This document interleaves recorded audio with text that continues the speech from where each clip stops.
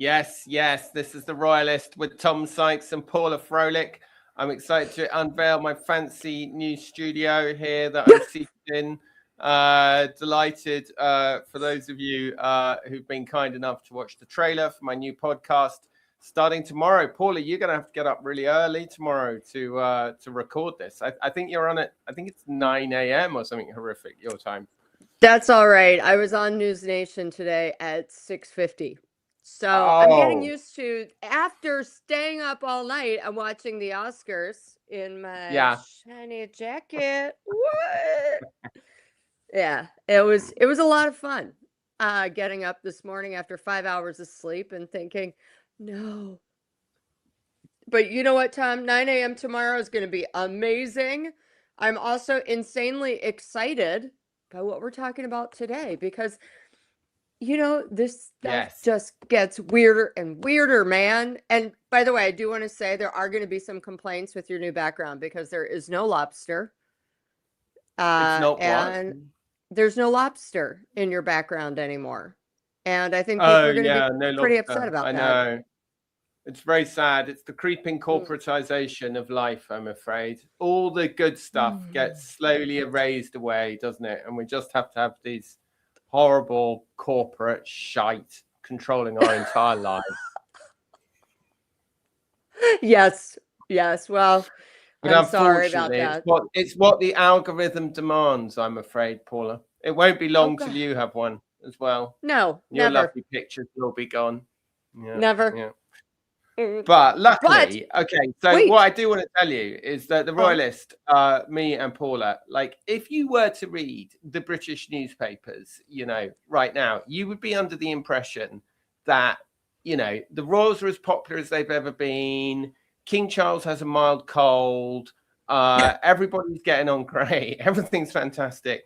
And I do think that what we bring is we do bring that ability to to cut through and tell the actual truth about what's going on, while also staying away from the kind of fact-free conspiracy theories, that prevail in some other quarters of the internet. So I hope we get the balance about right. Paula has got an amazing story on her Substack, The Scoop with Paula Froelich today, which is why we're, despite having to get up at the ungodly hour of 9 a.m. tomorrow, we are doing this. Paula, tell us, this is about the pay-per-play trip to Australia, right? Yeah, this is amazing. So you guys will know this. We've been talking about it forever, about Meghan's latest grift, right? Where she's pulled a full Fergie and she's exchanging cash for access. And she's going down for the girls' weekend where they're going to talk about how to live your best life. And of course, she won't be honest again. And admit that she lived her best life by marrying a rich and famous prince. That's okay. Look, there it is up there. Meghan, Duchess of Sussex. Nothing she's supposed to be doing, aka trading on the title. And anywho, you go down and it's going to be like, 3,200 Oz dollars, so around 2,700 US. And for that, you get a twin bed and have to share a room with someone. You get some cocktails only at the event, and you get to have your photo taken with Meghan. Yep, here we go. What's not included? Oh, here we go. Ben got a little excited. So anywho, the whole horse twaddle was going around like, you guys stop it. It's sold out. I had members of the Sussex squad come after me big time, like, shut up, you're just bitter and jealous. And, it's sold out immediately. Well, it didn't, because a lovely friend of mine, I think it was yesterday, went on the website and was like, hey, I'd like to go. And just to, sweeten the deal, because they are literally vetting anyone who will come around Meghan, because she do not like it when somebody says something, even if it's like your hair's out of place, right? You're dead. So this person emailed and she's like, I really want to go. I've had such a hard time in my life and I really just want a great girls' weekend. I need some time for myself. Immediately she gets this email within hours. All right. Hours. And it's like, first of all, it's not even personalized. It's, hi, lovely. So it's like an automated thing. Hi, lovely. I want to introduce myself. I'm Bling Blong. You can read it there on the screen. It's ridiculous. Welcome to the Best Life Retreat. Gemma's been so overwhelmed. Gemma's one of the girls, the one with the big teeth, who's hosting it with Meghan and whatnot. And it's so important that the weekend is filled with her Best Life community. I'm thrilled to let you know that we would absolutely love you to join us. We're keeping the retreat intentionally intimate, 300 people, and then they basically beg for money. Now, I'm going to read you what my friend emailed me because she was just dying. She was like, this is insane. Okay, here we go. First of all, she was annoyed. She goes, as you can see, they couldn't even individualize the email, even though they had my full name. It's a bulk email, probably going out to hundreds. And she's just saying, it's not sold out. She said she wrote the sob story to maybe that's what's won them over. And she was just saying, it's so ridiculous. Everything that they say is so demonstrably not true that you can prove it. However, this does go straight to Meghan and the Sussex's habit of spin.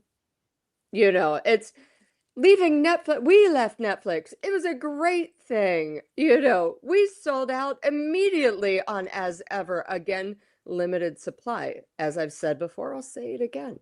If I got 5 socks, I can probably sell out of those too. But now we're sold out of the weekend for 300 women. Everybody wanted to go. It's amazing. There's not even a waiting list. So my friend, when she went on the site, they did say, it's a waiting list. Let's see if you can get off the waiting list. And then they sent her this almost immediately. And it was just insane. She was like, yeah, there's no waiting list. This is literally just out there to trick people who will believe stuff hook, line, and sinker. It's kind of like, reading People magazine versus reading Tom and I. People are what the publicists are like, this is what we say happens, okay? And then you can get an exclusive. And they're like, yeah, we'll do it. Whereas Tom and I are like, no, actually, this is what's going on. And it's just yet another example of don't believe the spin. And it's, for me, Tom, and maybe you can answer this, for me, it's getting hard to believe anything they say at this point.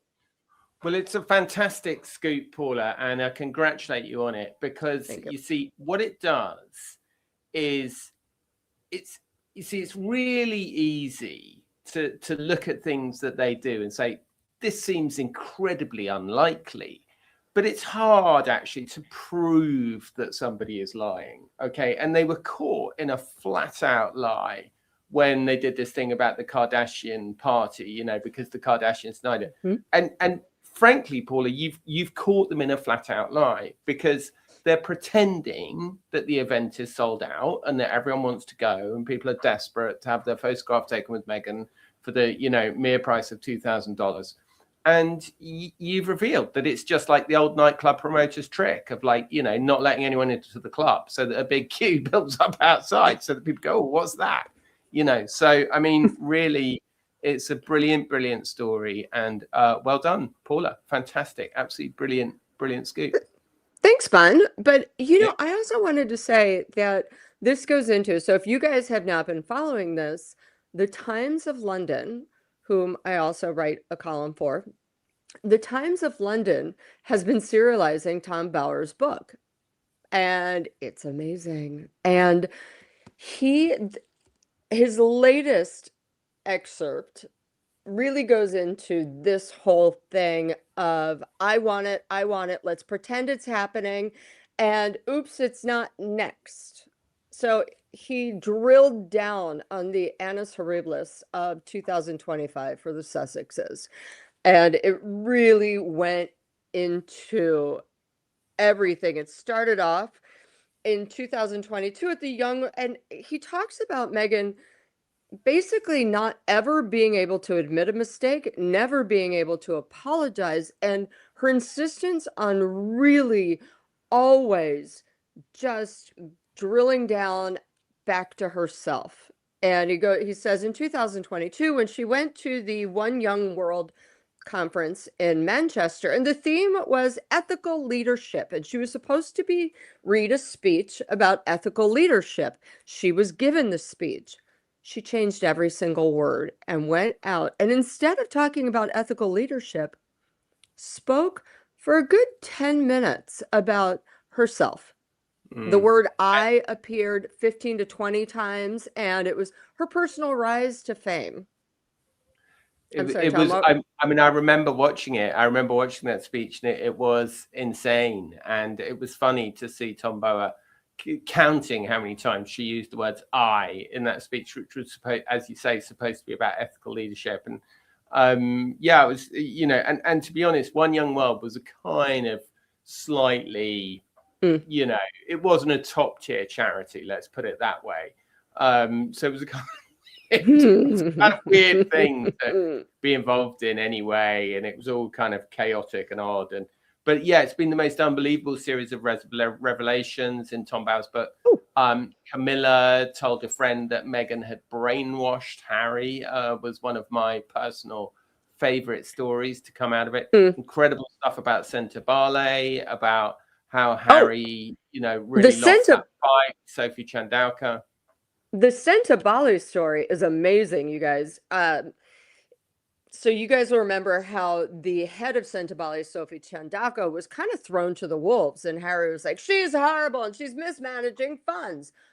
Irony of ironies, because where did all the money for Archewell go?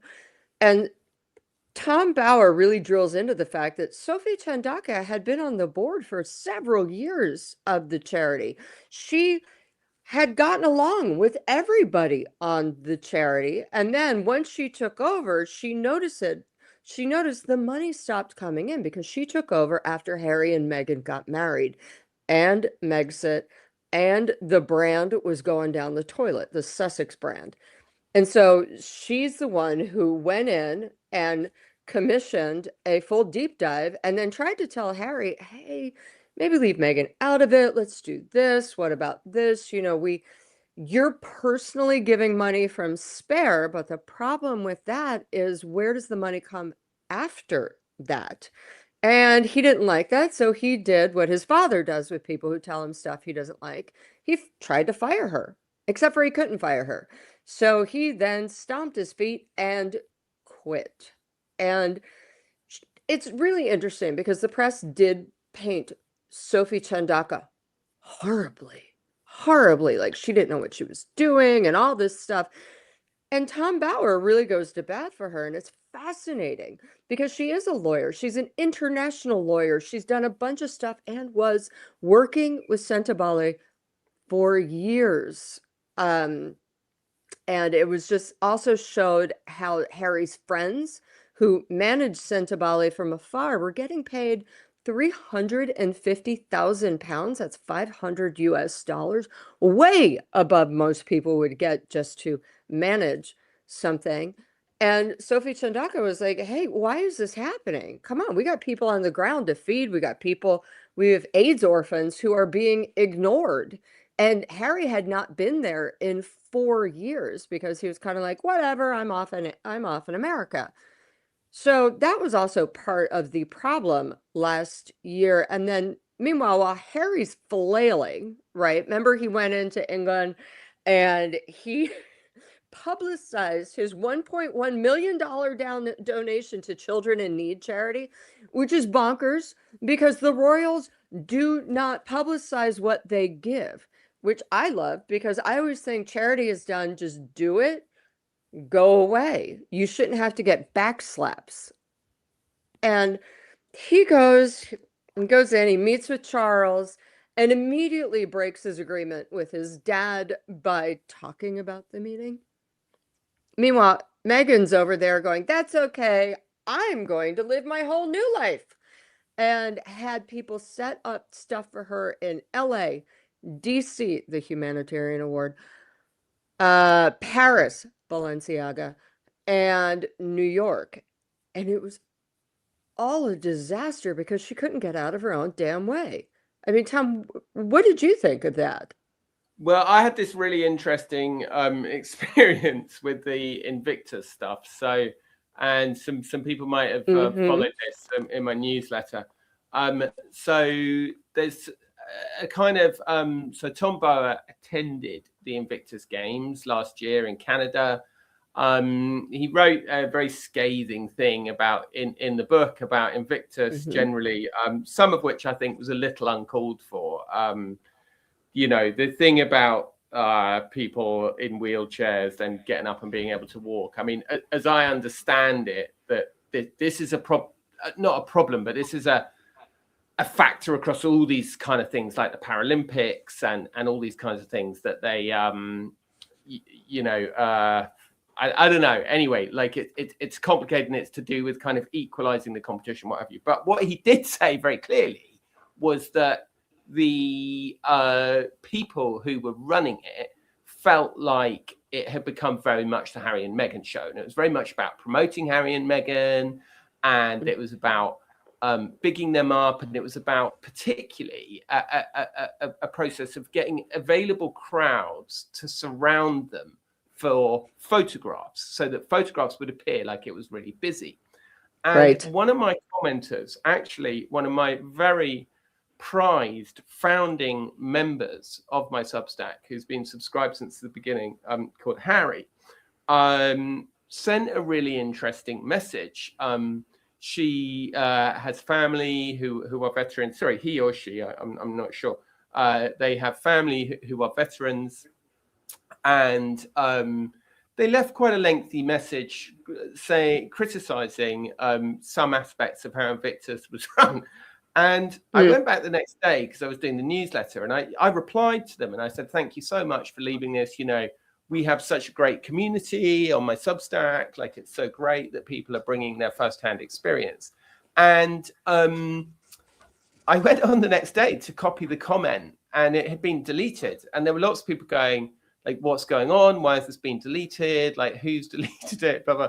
So, I mean, I did actually message Harry and Meghan's office, and I was like, did you delete this comment? They denied it. I don't entirely know what happened. Substack have given me a fairly odd explanation. They claim that I deleted it. What? Yeah. Did you go back to Did you go back to the founding member and say, "Can you repost it?" And yes. By the way, so I came back to Harry. When you repost it, what I want to tell you. Oh, go on. Well, I went back to Harry and I said, "Look, could you send me a direct message and just tell me the whole story, and I'll tell the readers if that's okay with you." And she said, "Yeah, it is." So here's what she said, and I think this is a really interesting first-hand account of the Invictus Games from somebody who's basically a massive fan of the principle of it, but has some problems with the. I'll let you form your own judgments. I'm excited. It's quite long, so I might go through some bits of it. Thank you, Mr. Sykes. People in the comment wrote, I went with members of my family in 2016 in Orlando, Florida. Family member is involved in the veterans community in Boston. I went every day. The opening and closing ceremonies were sold out, but performers paid their own way. Every performer paid their own way. No IG, no Invictus Games money was spent on them, all volunteered. None of the other events were sold out, not even a quarter full. We were always asked to be seat fillers, given a soda and popcorn and told where to sit. We were always put in a group for pictures to make it look as if we were jammed in and crowded. Edward Lane Fox was there from morning to night. Edward Lane Fox was Harry's PPS at the time. Really cool guy, actually, really nice guy. Edward Lane Fox was there from morning to night every day. Harry was not. Maybe an hour in the morning and 1 or 2 at night to give medals. My brochure read that Queen Elizabeth II, King Charles, William and Catherine, Edward Lane Fox and Harry created it. Harry, I do not believe the US gave no... we gave donations every day. I cannot speak enough as to how much the focus was completely on the heroes. We cheered every country. The closing ceremony had Michelle Obama, Joe Biden, former President Bush, and lots of veterans speaking. Blah, blah, blah, blah, blah. Then she says a few years later that she now believes that Invictus Games is a mess. I truly believe a scam. It is no longer for these heroes. Harry could be out monthly trying to raise money for the games. He doesn't. Even the Bidens, while in office, and Obamas are no longer involved. The veterans deserve better.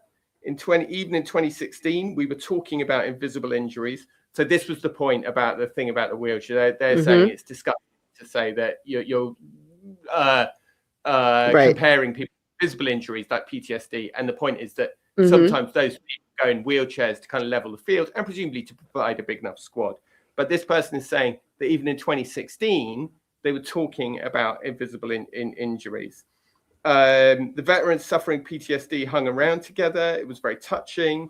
Blah, blah, blah, blah, blah. This is what she says, which I think is really interesting. I'm angry at Harry for treating them so terribly. No one other than the veterans should be benefiting or being showcased. I still donate to the Wounded Warriors and local veteran affairs, but I'm sorry to say not to Invictus. Again, I understand why the British royal family are no longer involved. So I thought that was really, it's very fair. It's like very fair-minded. It's like, this is somebody who's actually involved. And look, I've decided to believe Substack, and until further evidence, I'm going to believe them that sure, maybe I did somehow weirdly accidentally delete it. They said that they're going to introduce a new feature. They said it's happened before that the author has accidentally deleted a comment, and they're going to introduce a new feature saying, are you sure you want to delete this comment? Which I don't think can come soon enough. That said, in a way, it's one of those amazing, quite serendipitous things that it happened, because it provoked this reader to send this longer account, and it got people on my Substack talking about what the Invictus Games really are, what they stand for, what they mean, and why people feel not as into it as they did 10 years ago. Well, also it definitely has changed. You look at the Canada Games, and volunteers outnumbered other watchers by 100 to 1. Now you've got the Birmingham coming up, and there's a lot going on. I have a story coming out later this week on News Nation about this. They've got a lot of problems. There's staff turnover. Again, the top 2 Invictus Canada. And so it seems to be weird. There's Invictus Canada, there's Invictus Birmingham, there's Invictus, but what is the real overall? And the top 2 Invictus Canada guys were kicked out once they talked back to Harry and were like, hey, let's not put the focus on Meghan. It's got to be on the Warriors. Out. Then the other issue is in Birmingham, they're having staff turnover massively. They have a head of marketing position that is open. They can't fill it. Also, the other issue is, Tom, and I think Bauer did a great job of this, of showing that all of Meghan and Harry's private jet flights, their 5-star suites, their transportation was paid for either by the Canadian government or the Invictus Games. So that's where people's money went. That's where your source's money went. The other issue is it's happening again in England, in Birmingham, which, first of all, England, as we've said before, is having a bad economic moment. Thanks to the war in the Gulf, it's about to get worse. Birmingham is an economically deprived city right now. It's not a juggernaut for economics. And you got And they also can't collect their rubbish. There's a terrible bin strike in Birmingham. And there are lots of stories in the Daily Mail about large rats scuttering through, like Victorian England. Indeed, if Queen Victoria were here on the Royalist, she would be a feel right. Yeah. You're gonna it's not the ideal location. I mean, wait, and they're coming in June. No, hold on, Tom. They're coming in June to Birmingham, Paula. Dude, I know, and the issue is you're not going to clean up the trash, but you can pay for Harry and Meghan's private jet. WTF, yo. If I was in Birmingham, I would be throwing rotten tomatoes right now. Yeah, I know. Exactly. Okay. One other remarkable thing. I don't know about you, but when my wife arranges some flowers on the table, I like to video it. I like to praise her for doing it, and I then like to send it off to everyone. I'm sorry, we probably forgot to ask Ben to find this, but Ben, I don't know if you, it may be too rushed, but if you could look at Meghan's Instagram account, there is an Instagram film of Meghan. Well, I've said I will act it, and you be Harry. Okay, Paula? Thank you. I'm going to act putting the flowers in. And now, by the way, it's a wooden table, and they're pink flowers. And he's like, yeah, oh, pink flowers. Then you have to say, so spring-like, lovely. Or sorry, that's a lady voice. Oh, pink flowers. Okay, you be Meghan, and I'll be Harry. You do the flower arranging. Oh God, this is lovely, Meghan. Oh, lovely. Oh, beautiful, beautiful. And that's the end. Okay, now... Literally, that's it. In normal circumstances, it wouldn't matter too much whether someone wants to post a photograph themselves arranging flowers.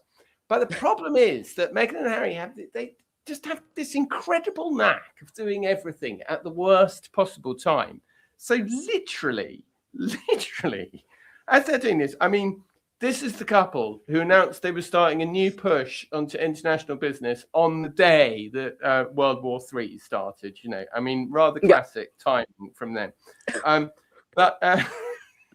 Okay, so literally, as Meghan posts her video on Instagram saying, you know, of her flower arranging, they post a thing on their website, you know, very grand. Oh, from the office of Prince Harry and Meghan, Duke and Duchess of Sussex. Big tech on trial. Progress made possible by courage about the LA tech accountability trial. Now, it's a really, really fascinating case. And my God, your heart goes out to those parents who are going through this. And I personally think that, you know, big tech will one day be like the tobacco cover-up. And I think it is. I think it's an amazing and fascinating story.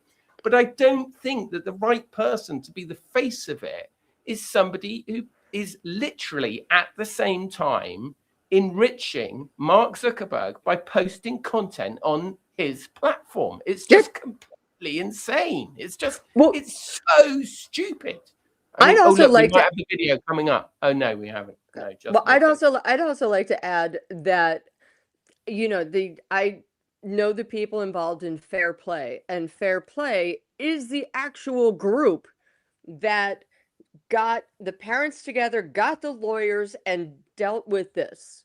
Meghan and Harry are not part of Fair Play. So if they are trying to be a face of something, they haven't been asked. Fair Play is the group. I went to the meeting a month ago. It was fascinating. Women, fathers freaking out, mothers and fathers freaking out. And the people who brought it all together, who have worked on this diligently day and night, about the dangers of social media, about how they found the parents whose children had committed suicide because of social media, and they helped with the legal case. What have Harry and Meghan done except for try to hitch their name to that bandwagon in hopes that the parents will win and they get to claim the victory, not the actual group that did this. It's yet again, I'm going to hijack a cause of my own. I know. Honestly, I don't understand how anybody can think that it is a good. How can anyone think it's a good idea to literally post something on Instagram the day you're having a crack pop at Instagram saying what awful people they are? Anyway, but Paula, it's been an absolute delight. Wait, let me just say that they have done this before, Tom. Again, they rail against putting your kids on Instagram and put their own kids on Instagram. Slowly showing us Lily's face. Forget Archie. Who knows? Maybe they put him in the closet. But Lily And it's also Lily's little hand on the Mother's Day post where she's like, this is our British Mother's Day tradition. And it's like a lemon pie, and it's an adult hand and a little kid's hand who's clearly too small to be Archie's. And I'm like, where's Archie? Did you put him in the closet again? It's just so sad and weird. I mean, favoritism screws us all, doesn't it? Oh, well, we know who to blame, the mother, always. But yes, I agree. Well, it's been a delight having Paula here. I've got to let her go. She's got such this terrible early start tomorrow, which she doesn't seem remotely bothered at. Or just getting up at 6 a.m. I'm genuinely, I'm okay actually, because I don't have to do it. It's 2 o'clock or 1 o'clock here, so it's fine for me.